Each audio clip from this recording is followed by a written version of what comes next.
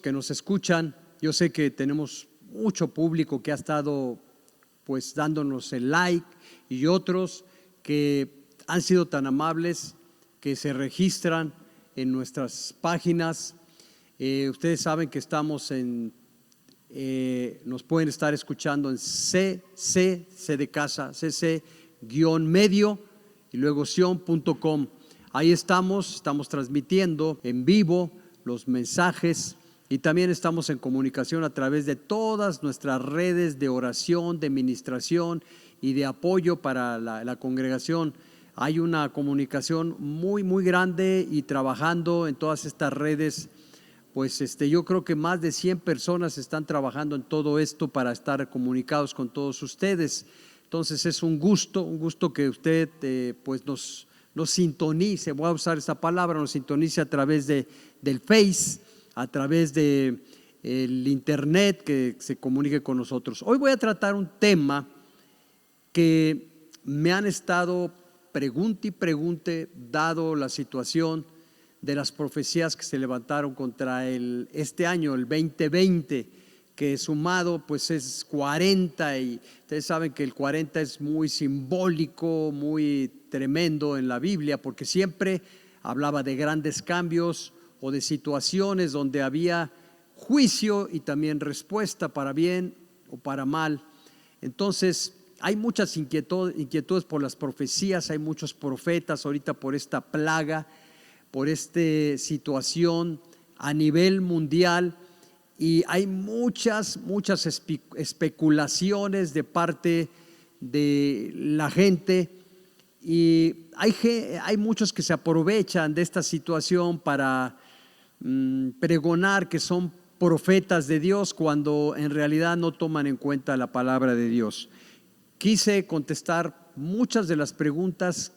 Una de ellas que me han hecho, que si esta situación tiene que ver ya con el fin del mundo, que si Jesucristo ya viene, que cuándo viene y qué enseña la Biblia al respecto de esto. Yo quiero contestar y voy a ser breve porque es un tema muy extenso, pero en medio de tanto temor que hay por la comida, por la enfermedad, todavía agregarle el miedo escatológico que han soltado por allí. Es decir, la palabra escatológico quiere decir los acontecimientos de los últimos tiempos, y esto de los últimos tiempos pues en la palabra tiempo habría que definirla, y último también a raíz de las Sagradas Escrituras. No me voy a meter en esto, voy a tratar de contestar rápidamente las preguntas que me están haciendo. Hay algo importante que quisiera comentarles. Nosotros no somos de los que vivimos por la información. Hay mucha información ahorita en internet, hay muchas corrientes filosóficas, teológicas, doctrinales que traen tanta confusión a la gente, pero le voy a decir que tenemos que discernir en estos tiempos que puede haber mucha información de tipo racional, filosófico, teológico, doctrinal, pero simple y sencillamente son ideas. Es decir, que hay tanta información histórica, científica, y la toman de allí en base a los hechos históricos que se están suscitando alrededor del mundo, y de ahí parten las interpretaciones. Cuando es un error, que si hay una situación histórica, una situación aquí y allá, de ahí nosotros decir que Dios ya tiene un calendario o ya Dios va a hacer ciertas cosas, cuando la Escritura es muy clara. Cuando le preguntaron al Señor Jesucristo qué sobre estos tiempos, los últimos tiempos, y el Señor fue muy claro en la contestación. Les dijo: no os toca a ustedes saber los tiempos ni las sazones, porque esto lo sabe el Padre en su soberana conocimiento, o vamos a decir autoridad. ¿Y por qué no se le dio lugar a decir: miren, las cosas van a ser así? Dios hubiera podido presentarnos un calendario, como hay tantos calendarios doctrinales de la doctrina de esto, de la doctrina del otro, y cada quien tiene su calendario y se pelean los pastores unos con otros, quién tiene la razón. Cuando el Señor os dijo, no os toca a ustedes saber el asunto, el Padre lo sabe en su soberana potestad, soberano poder. Si Él no lo hubiera querido revelar, pero Él fue muy claro, dijo, no os toca a vosotros, punto. Ahí podría haber terminado ya la pregunta que me hicieron. Pero mire, voy a leer un poquito de Marcos, donde Jesucristo está hablando acerca de las señales del fin. Dice que el Señor, después que pasa por el templo y ve las grandes construcciones que había hecho Herodes, Él dice, y se sentó en el monte de los olivos frente al templo, que era un monumento tremendo, una construcción tremenda, que todavía permanece mucho de ello. Dice, y Pedro y Jacobo y Juan y Andrés le preguntaron aparte, dinos cuándo serán estas cosas. ¿Por qué? Porque les acababa de decir, no quedará piedra sobre piedra que no sea derribada. Y si, ¿cuándo va a acontecer esto? Y él les contesta, que ¿cuándo va a suceder esto? Esto históricamente sucedió en el año 70, después de la muerte del Señor Jesucristo, con Tito, que derribó el templo. El Señor está hablando de esto y claro, contiene también, para aquellos que ya están diciendo, ya sabemos que es de la posición histórica, no es futurista. Miren, como les digo, este es un punto bien controversial entre los pastores, es bien controversial.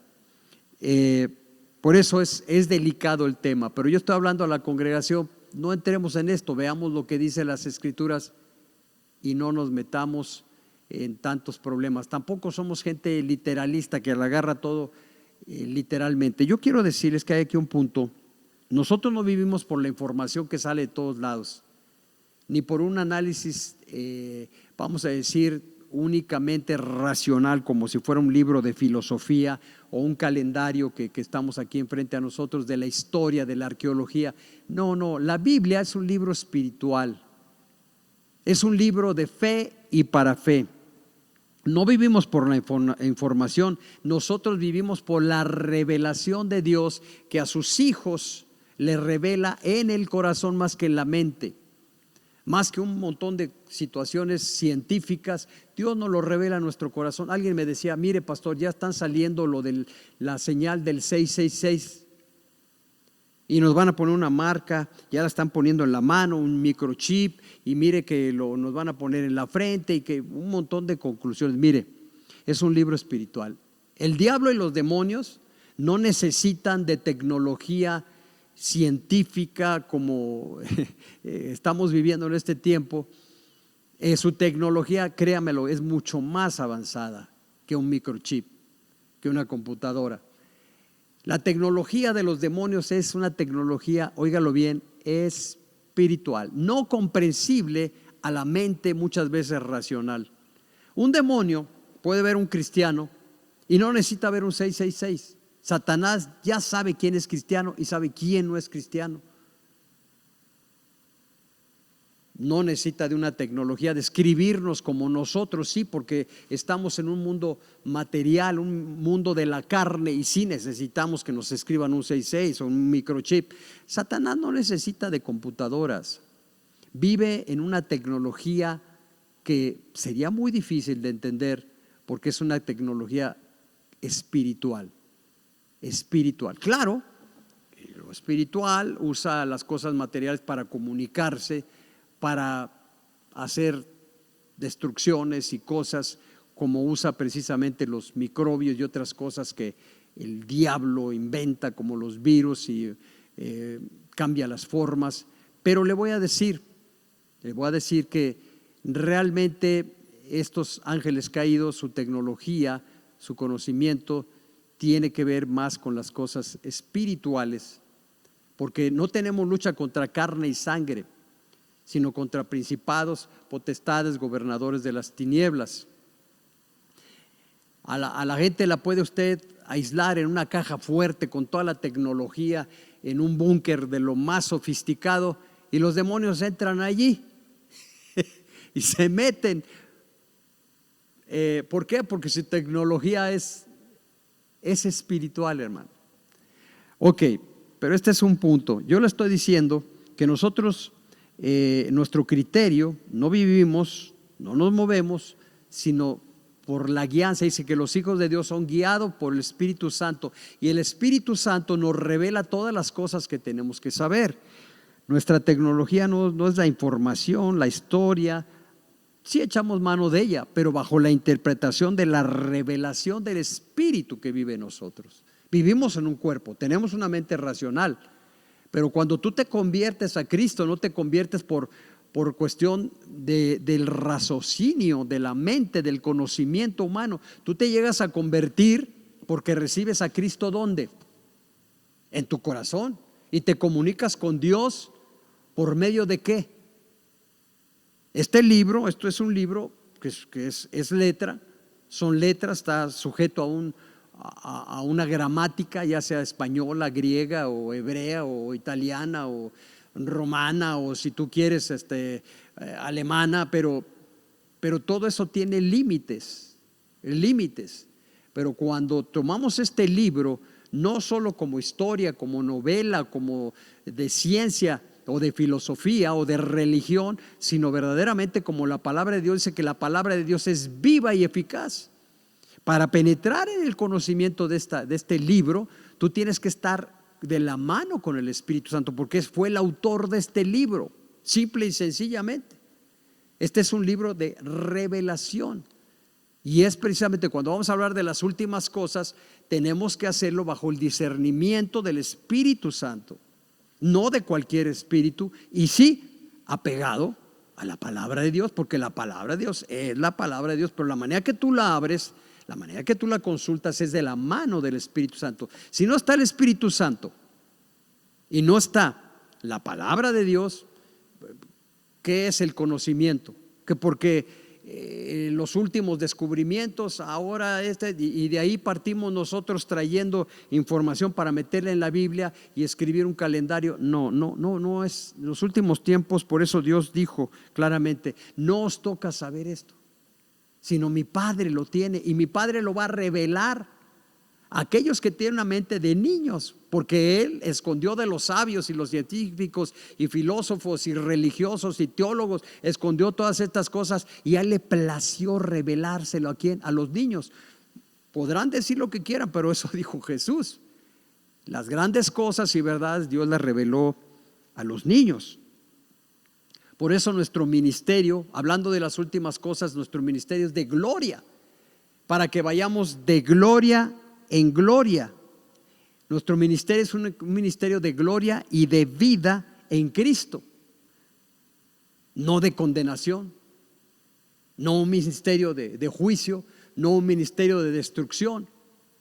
Que lo va a haber, que va a haber juicio, sí, pero ¿para quién, hermanos? ¿Para quién? Para los que no obedezcan, para los que no estén en la revelación, para los que se han rebelado contra el Señor. Porque Cristo vino para que nosotros tengamos vida y vida abundante, y para que vayamos de gloria en gloria, de triunfo en triunfo. Y estos son fundamentos muy importantes. Desde luego que somos lo que pensamos. ¿En dónde? En nuestro espíritu, una mente espiritual. Nuestra percepción debe venir de nuestro espíritu y de la palabra de Dios. La escatología no cambia lo que Cristo ha hecho en la cruz. Toda la escatología puede ser esta es la verdad, mire, pero si contradice una sola cosa, le voy a decir, si contradice lo que Cristo hizo en la cruz, si la escatología y la interpretación de las últimas cosas no está centrada en la cruz y en la muerte y resurrección de Cristo, en otras palabras, centrado en la obra de Jesús, esa escatología que no está basada en la cruz de Cristo, para mí tiene que ver con lo científico. Pero si nosotros partimos de la obra que Cristo vino a hacer en la cruz del Calvario, vamos a tener otro punto de vista. ¿Por qué? Tan sencillo como esto. Él vino con una obra de redención. La obra de Jesús en la cruz no redimió restauró. ¿Qué vino a restaurar? Rescatar al hombre. Vino a rescatar al hombre cuando Él, de tal manera amó Dios al mundo que dio a su Hijo. Él vino a rescatar al hombre, a rescatar los recursos de la creación. La creación gime con gemidos indecibles el ser restaurada por los hijos de Dios. Habla de una restauración. Habla de un mundo nuevo porque la palabra de Dios restaura. La obra de Jesucristo tiene que ver con eso, restaura todas las cosas, la restauración del gobierno. ¿Cuál gobierno? ¿El del anticristo? No, el gobierno ¿de quién? De Dios, el gobierno de Dios. Es algo muy importante. Por eso dice la Escritura, Cristo en vosotros la esperanza de gloria. Es precisamente vencer la mentalidad de escapismo. En Lucas 19 habla de la parábola del reino, precisamente la parábola del reino. Y esa parábola dice que el Señor va a venir a pedirnos cuentas, responsabilidad a la iglesia. Si le dio a su Hijo, le dio la palabra, le va a venir a pedir cuentas, decir, ¿qué hiciste con los dones y las bendiciones que yo te otorgué? Y hay muchos que tienen una escatología bien cómoda. Ya esto se va a acabar, ya se va a destruir y ya no hay remedio, no hagamos nada. ¿Para qué me caso si ya se va a acabar el mundo? A mí me decían, hermano, tengo ya más de 45 años de casado y cuando yo me convertí a mí me decían, Paco, ya ni te cases, Cristo ya viene. Me acuerdo en el 68 que me dijeron, mira, ya se está formando allá en Israel, es la señal principal. Si yo hubiera hecho caso a todas esas amenazas, no me hubiera casado. Pero eso se está diciendo desde ahora. Decir, bueno, pero está diciendo, ya estamos ahora más cerca. Miren, lamentablemente eso nos lleva a muchas irresponsabilidades, porque a mí me dijeron, ya no te cases, ya no estudies, ya no trabajas.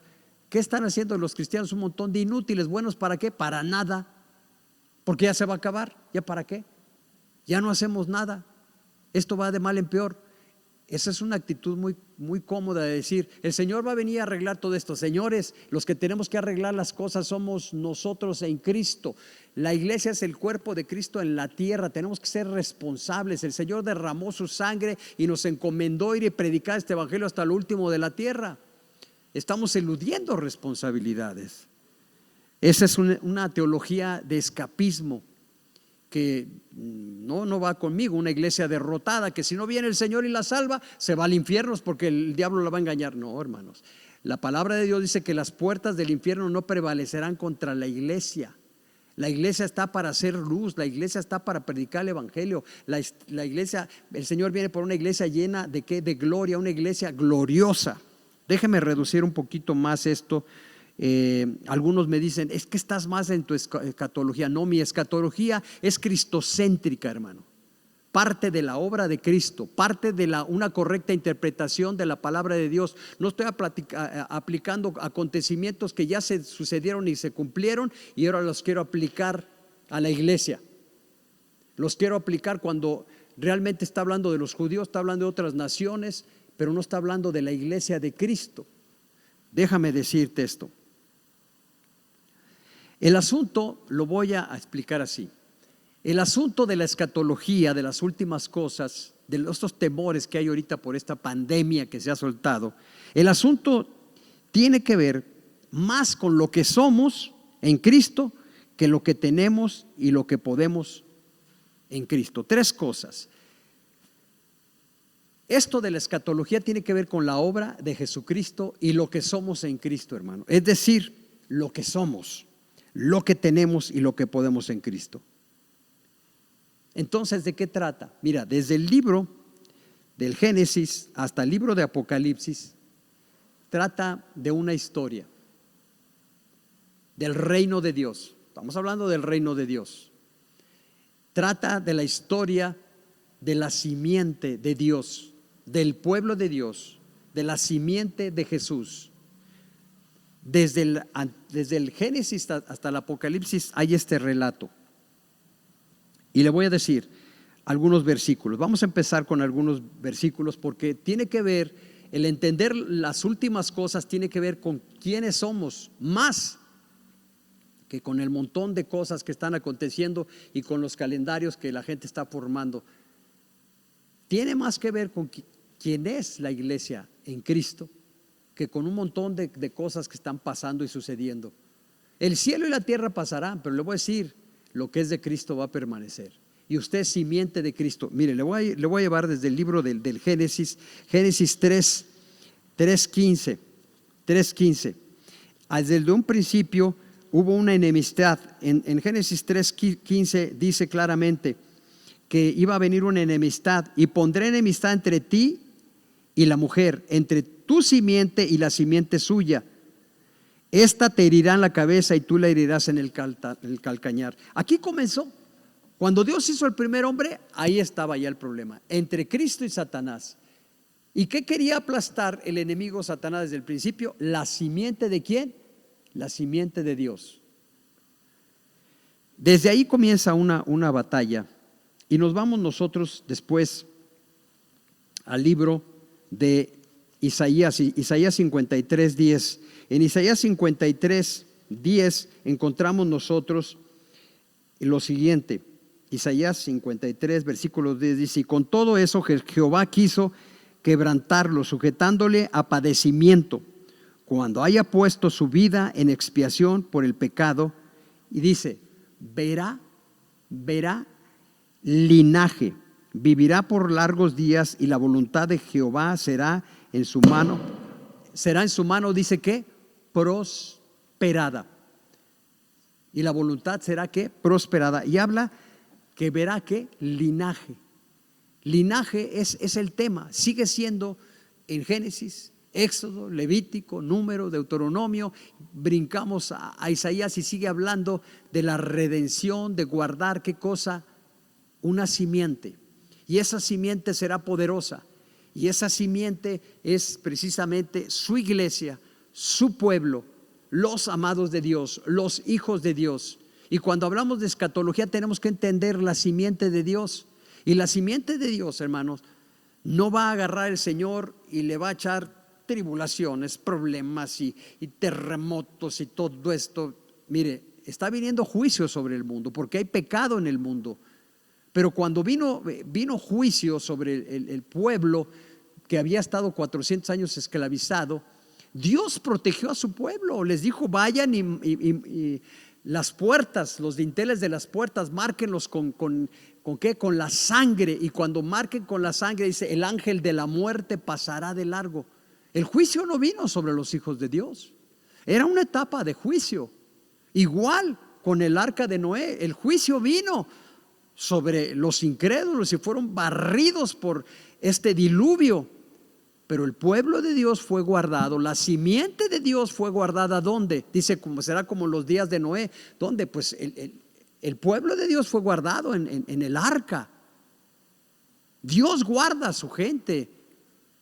Cuando me hablan, ¿verdad? Un pastor vino y me dijo: usted está mal, es un hereje, es un profeta falso. Le dije: bueno, dime a mí todo lo que quieras, estoy acostumbrado, ya que soy conocido en los medios porque he sido un activista social, soy un líder que procura el bienestar social de la gente y es lógico que voy a ser atacado. Algunas veces le he regado porque soy humano, le he regado, no niego que quiero ayudar y a veces de ayudar confundo a la gente, pero está mi deseo y no me desanima, como aquellos presidentes que yo voy a hacer algo por la humanidad y si en ello mueres, pues con gusto lo haces. A mí me han mordido, me han acusado, no todo me sale bien, pero yo tengo un anhelo fuerte en mi corazón que es servir a la sociedad.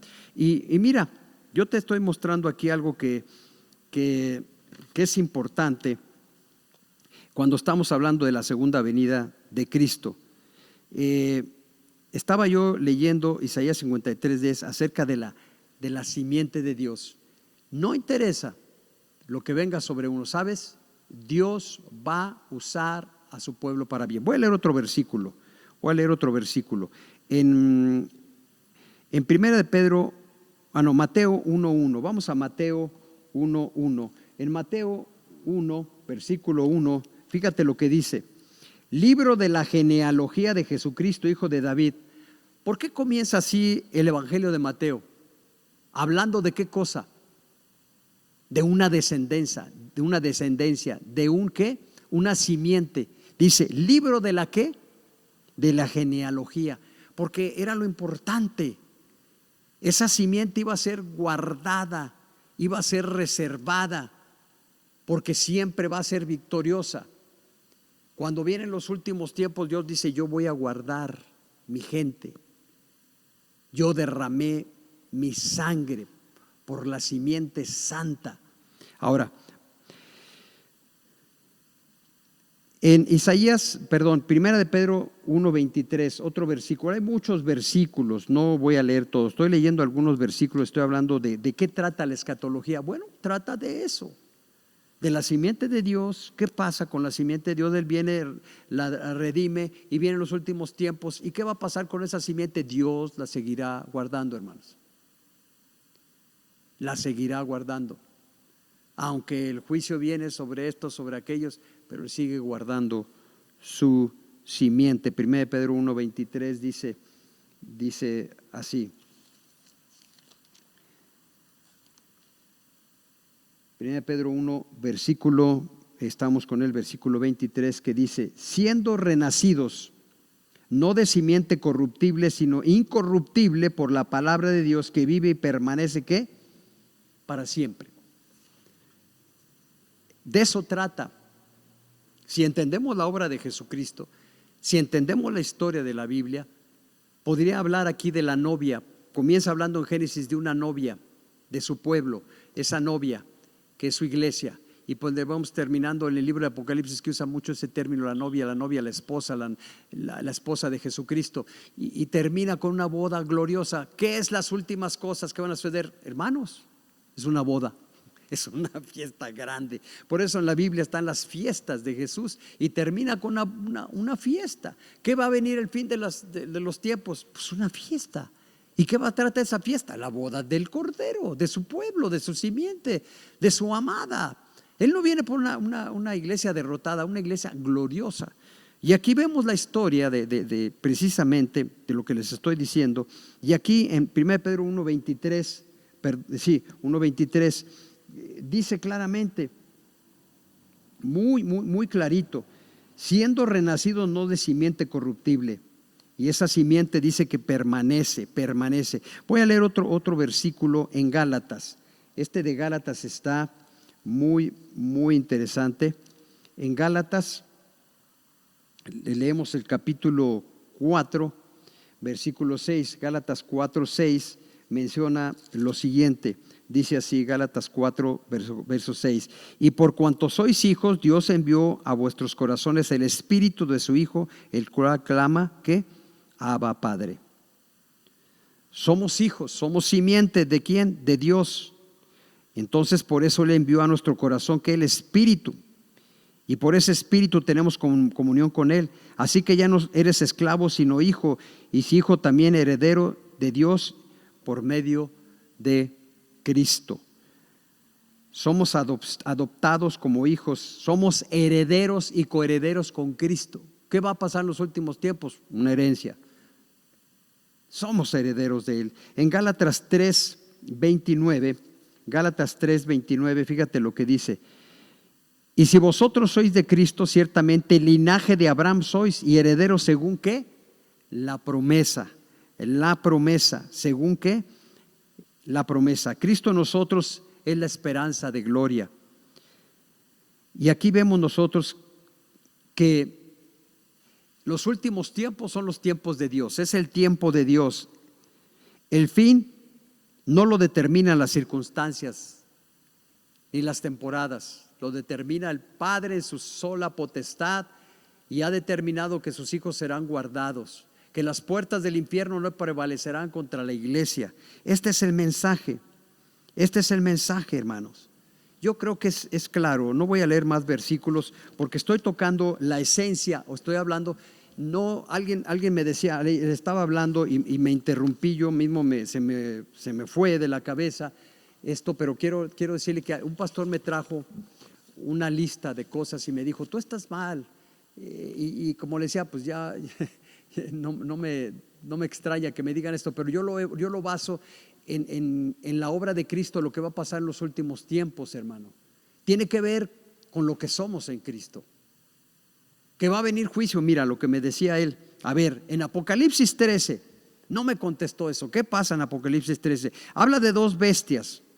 Eso no se ha cumplido, que se van a levantar dos bestias. Le dije, mira, se van a levantar muchas bestias. Ya ha habido a través de la historia mucha maldad. Pero en los últimos tiempos, sí, se puede levantar lo que tú quieras, pero yo te estoy hablando no de lo que Dios va a hacer con la gente incrédula, ni lo que viene para la gente incrédula. Estoy hablando de la iglesia, el trato que Dios tiene con su pueblo, que es como la niña de sus ojos, por la cual Él derramó su sangre.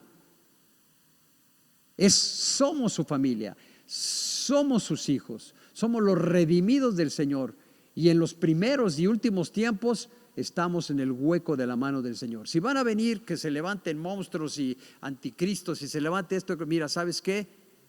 Ese asunto es con los rebeldes, con gente que no ha querido obedecer a Dios.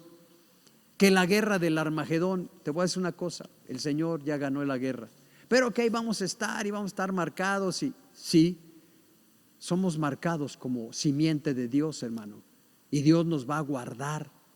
Cuando Él venga, yo creo en la segunda venida de Cristo, no estoy diciendo que no creo en la segunda venida de Cristo. Él viene, pero viene por una iglesia gloriosa, no una iglesia derrotada, no una iglesia irresponsable, sino una iglesia que verdaderamente está haciendo la obra del Señor, haciendo la gran comisión y cumpliendo el gran mandamiento de amar al prójimo.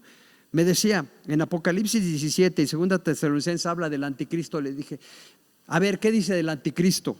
Que nos va a agarrar y nos va a aplastar. El Señor no puede permitir que un pelo de sus hijos sea tocado. Él guarda nuestro ser, hermano, porque somos cubiertos con la sangre de Cristo. Esto tiene que verse desde un aspecto no racional, no tanto en la historia. Lo estoy hablando del espíritu. Quede claro, una cosa es lo racional, lo teológico, lo histórico, lo sociológico, lo antropológico, lo fisiológico, y otra cosa son las cosas del espíritu. Dice, mire, pero habla de terremotos, habla de jinetes. Apocalipsis 6. ¿Usted qué dice respecto a esto? Le dije, bueno, que va a venir juicio sobre los incrédulos, no lo dudo.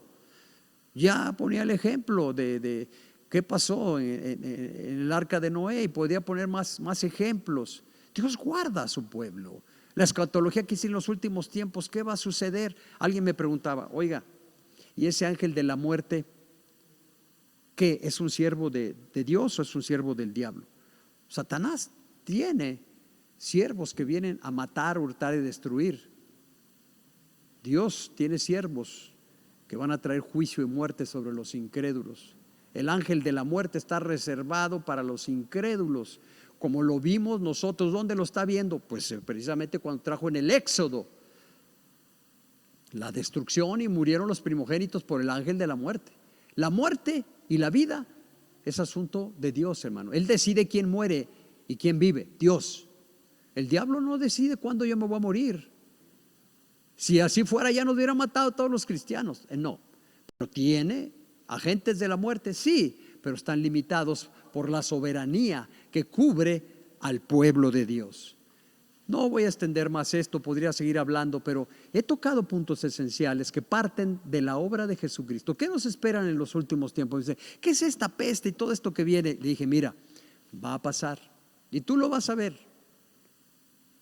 A los que aman a Dios, todas las cosas nos ayudan a bien. El Señor nos guarda y nos va a llevar de bendición en bendición. Yo creo que el Señor viene, sí, pero por una iglesia victoriosa. Dios les bendiga. Espero esto haya contestado muchas preguntas o algunas preguntas. Hay más que podríamos hablar del tema, pero cuando yo estoy tocando lo que somos, estoy hablando de la esencia de lo que va a pasar en el futuro a los hijos de Dios, que tiene que ver con victoria, con protección, con provisión, con milagros portentosos, como sucedió cuando quisieron traer juicio sobre los hijos de Dios, que los echaron con leones, que los echaron al fuego. Y Él nos guardó. Él tiene en sus manos el día que vamos a partir, si siendo joven o siendo adulto. Él se llevó a su hijo a la edad de 33 años, pero porque había un plan, hermano, un plan de parte de Dios. Dios tiene un llamado con cada hijo y un día nos vamos a morir, pero para nosotros el vivir es Cristo y el morir es ¿qué? Ganancia, ganancia. Dios les bendiga y en este tiempo de tribulación, tómese de la mano de Dios. Él es luz, Él es nuestro Padre protector y el que habita al abrigo del Altísimo morará bajo la sombra del que todo lo puede. Muy buen tiempo en Jesús. Dios les bendiga.